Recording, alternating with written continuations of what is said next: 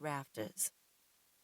Out back in a yard that stretched out to the horizon was a cluster of fragrant lilacs, 2 magnolia trees, and a 100-year-old oak tree. And like every piece of land owned by the Davenport family, there was a patch of peach trees growing wild. Her grandmother was already waiting on the porch, as was her nosy neighbor, Miss Gus. Opal waved to hurry Julia on and keep her out of Gus's snare as soon as she pulled up. They had to go make the funeral arrangements.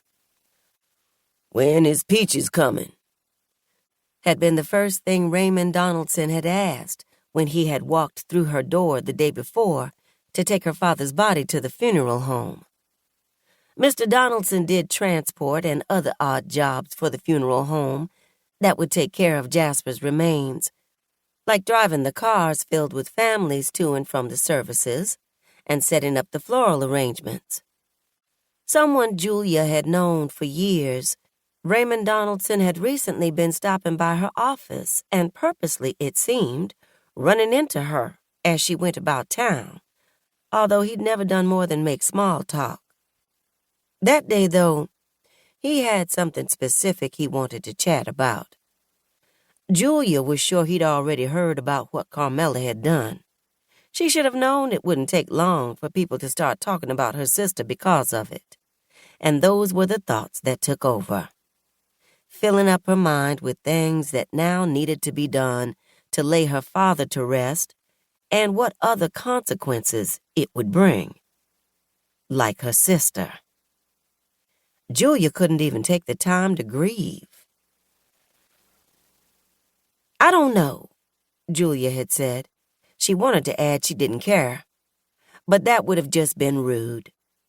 He looked up from his work, covering her father with a sheet, nodding to his assistant who had waited, hands folded, to bring the black gurney over and help lift the body when told. "Peaches not coming?" He looked at her, skepticism showing in his eyes. Everyone still referred to Julia's younger sister, Nona, by her childhood nickname, even though people around Natchez hadn't seen her in ages. Not since she'd left, in the middle of the night, more years ago than Julia cared to remember.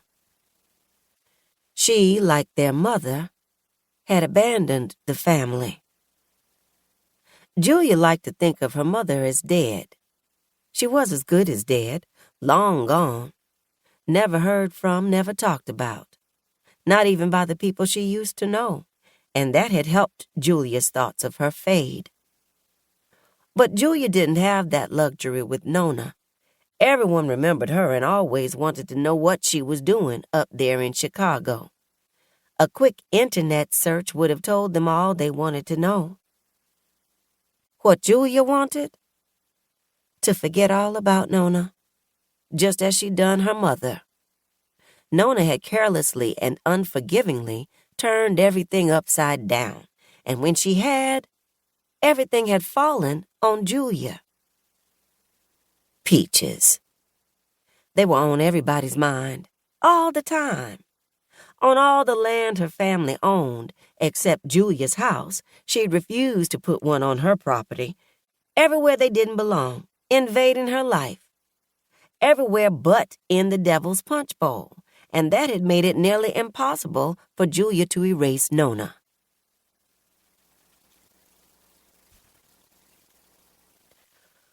"I don't know," Julia had said, crossing one arm across her torso, the other hand rising to rest on her forehead.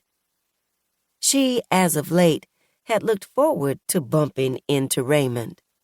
She liked the attention he'd given her, something she hadn't had from a man in a long time, something she hadn't ever stopped wanting, but something she hadn't been able to find.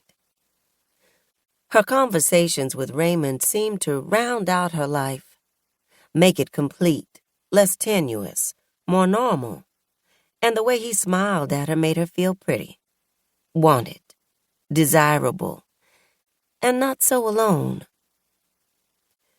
And it kept her mind off of things, like what if things had gone differently with her and Marcus,